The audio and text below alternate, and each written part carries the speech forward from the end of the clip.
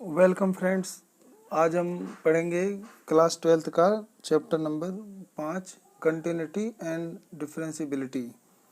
तो आज मैं आपको बताने जा रहा हूँ कि कंटिन्यूटी के बारे में। ठीक है, कंटिन्यूटी क्या होता है या कह लो कंटिन्यूअस फंक्शन किसे कहते हैं। ठीक है, तो एक फंक्शन को कंटिन्यूअस कब कहते हैं। ठीक है, तो इसकी डेफिनेशन होती है a function is said to be continuous at a point x equal to a if its domain is a subset of real number। ठीक है, यानी अगर कोई फंक्शन एक रियल फंक्शन है, ठीक है, या रियल वैल्यू फंक्शन है, तो वो किसी पॉइंट पे कंटिन्यूअस हो सकता है। और वो कब हो सकता है, जब लिमिट उस फंक्शन की लिमिट पे वैल्यू और उस पॉइंट पर उस फंक्शन की वैल्यू वो दोनों बराबर हों। ठीक है, और साथ साथ वो फंक्शन डिफाइन होना चाहिए और एग्जिस्ट करना चाहिए। ठीक है, बाकी और अच्छे से समझने के लिए अभी पहले कुछ एग्जांपल से आपको समझाते हैं। ठीक है, तो इसके साथ साथ एक चीज़ और होता है कि left hand limit, right hand limit और फंक्शन की उस पॉइंट पर वैल्यू वो तीनों बराबर होना चाहिए। ठीक है, तो अगर कोई फंक्शन है और वो फंक्शन का जो डोमेन है वो रियल वैल्यू है, ठीक है, यानी वो एक रियल नंबर पे लाई करता है। किसी फंक्शन का डोमेन वो सबसेट होता है रियल नंबर का, तो उस फंक्शन को कंटिन्यूअस किसी पॉइंट पर तब कहते हैं जब उस पॉइंट पर उस फंक्शन की left hand limit, right hand limit और फंक्शन की वैल्यू बराबर आ रहा हो। ठीक है, तो लिमिट के बारे में अपने क्लास 12 में पढ़ा था।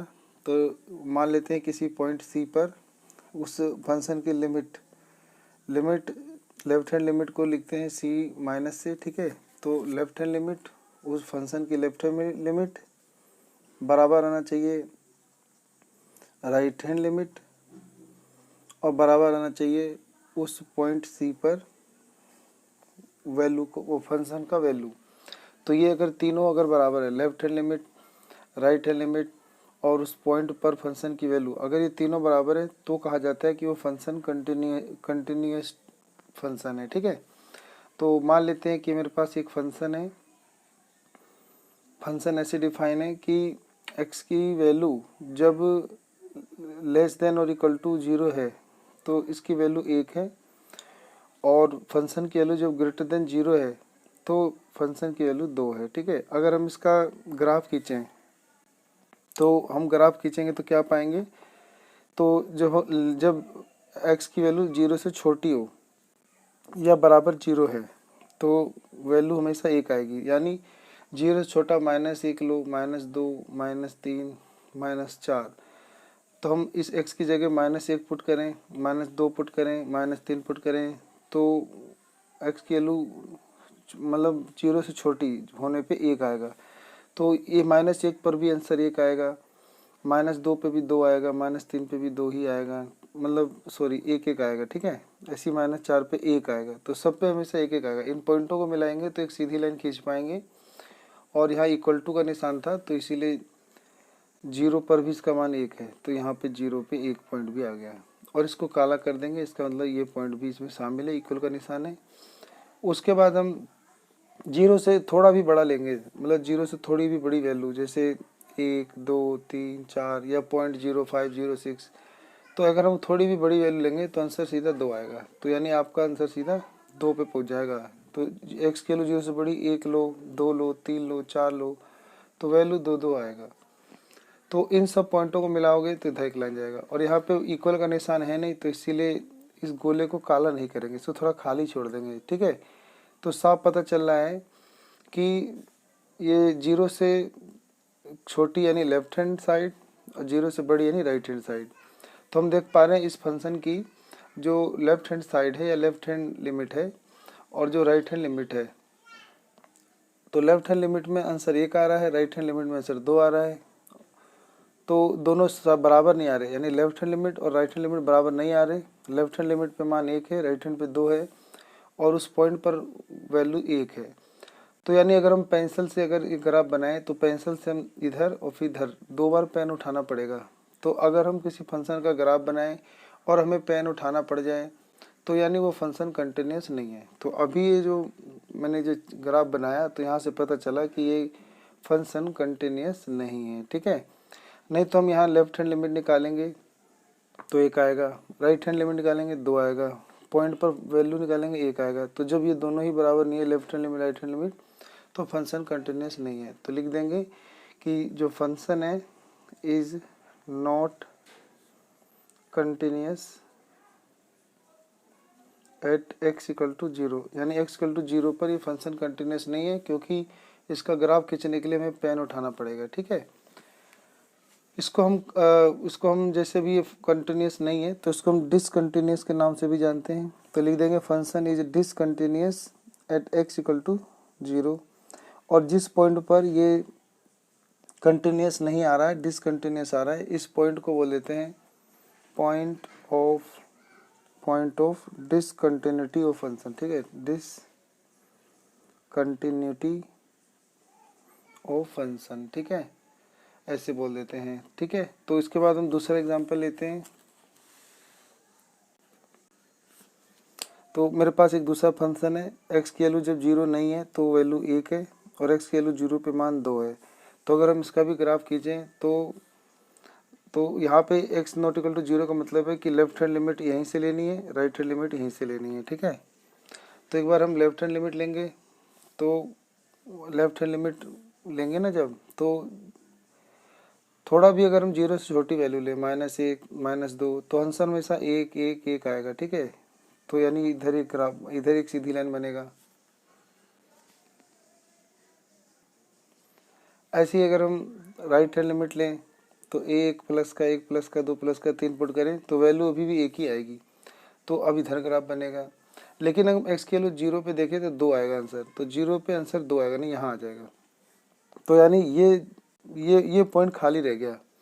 तो पेंसिल से जब ग्राफ खींचेंगे तो ये लाइन इधर आएगा, फिर पेन उठा के फिर इधर से खींचना पड़ेगा, क्योंकि यहाँ पे x की वैल्यू 1 ना होकर 2 है, ठीक है। तो इसलिए ये भी कंटिन्यूस नहीं है। तो लिख देंगे कि this function is not continuous, ठीक है, ये भी आपका कंटिन्यूस नहीं है। एट x की वैल्यू 0 पे कंटिन्यूस नहीं है, या कहते हैं इसे डिसकंटिन्यूस है, और इस पॉइंट को बोलते हैं पॉइंट ऑफ डिसकंटिन्यूटी, सही है।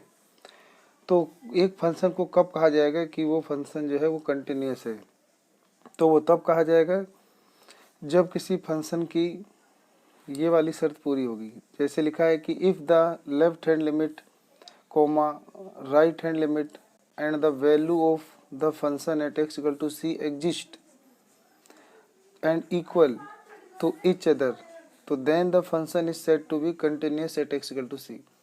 यानी किसी बिंदु c पर जब left hand limit right hand limit और वैल्यू ऑफ फंक्शन उस पॉइंट पर एग्जिस्ट भी करते हों और इक्वल हों, तो वो फंक्शन कहलाता है कंटिन्यूस है, ठीक है।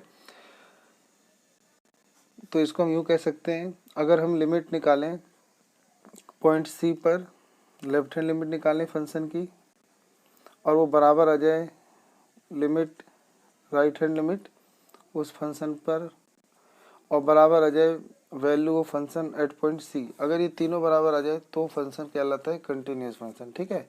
तो एक एग्जांपल देखते हैं जिससे हम एक एग्ज़ाम में कैसे पर्सन हमें करने होते हैं, ठीक है।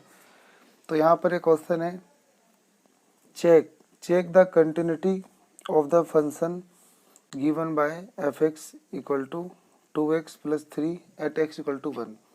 तो हमें चेक करना है इस फंक्शन की कंटिन्यूटी, x बराबर 1 पर चेक करना है, फंक्शन है 2x प्लस 3।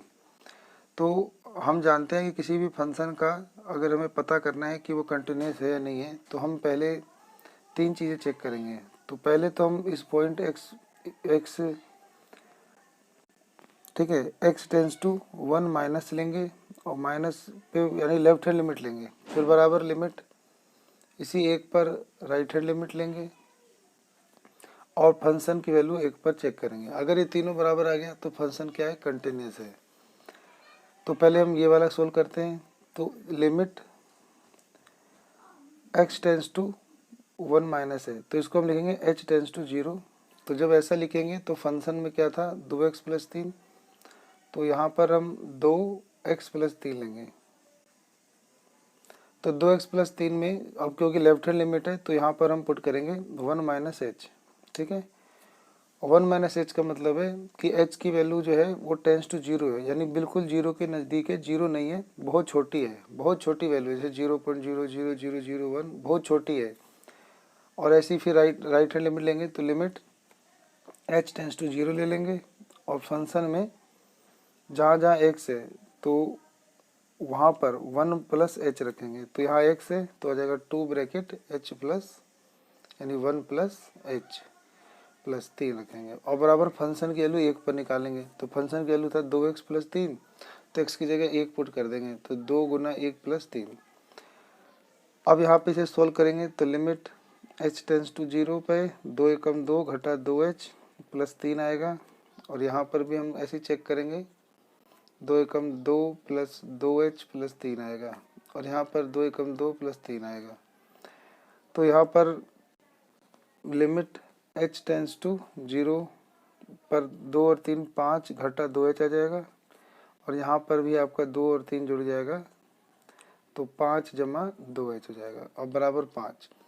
अब हम यहाँ पे हम पुट कर देंगे h की वैल्यू 0, ठीक है।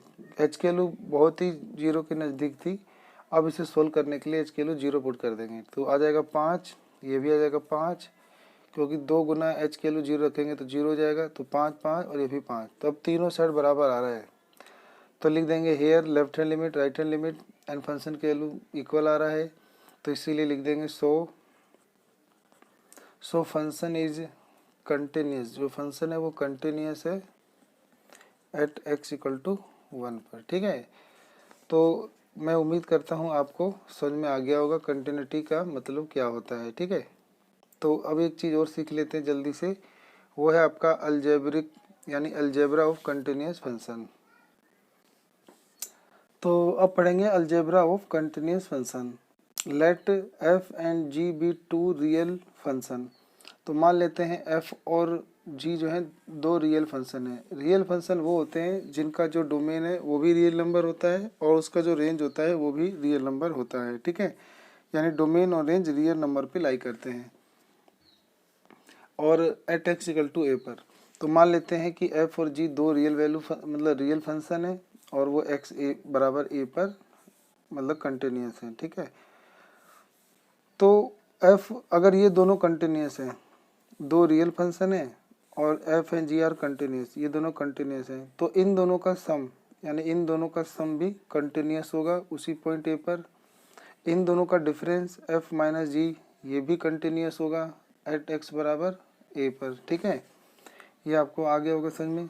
फिर ऐसे ही तीसरा मतलब ये कहा जा रहा है कि अगर ये दो फंक्शन कंटिन्यूस हैं, ठीक है, किसी पॉइंट ए पर, तो इनका सम भी कंटिन्यूस होता है और इनका डिफरेंस भी कंटिन्यूस होता है, और इनका अगर हम प्रोडक्ट कर दें, ठीक है, f गुना g प्रोडक्ट कर दें तो ये भी कंटिन्यूस होता है। चौथा, अगर हम इनको f को g से डिवाइड कर दें तो ये भी कंटिन्यूस होता है। बस शर्त ये है कि नीचे वाला जो मतलब g है, मतलब g वाला जो फंक्शन है वो जीरो ना हो, ठीक है। तो ये भी कंटिन्यूस होता है प्रोवाइडेड डेट ये जो g वाला फंक्शन है is not equal to zero, सही है। ऐसी अगर और भी पूछ लेता है, अगर हम किसी फंक्शन में कुछ मल्टीप्लाई कर दें कांस्टेंट वैल्यू, ठीक है, या अल्फा गुना कर दें तो ये भी क्या होता है कंटिन्यूस होता है, ठीक है। छठा, अगर हम 1/f कर दें तो ये भी क्या होता है कंटिन्यूस होता है। 1/g है तो ये भी क्या होता है कंटिन्यूस। बस f not equal to zero होना चाहिए और g भी नॉट इक्वल टू जीरो, तो ये होता है, ठीक है।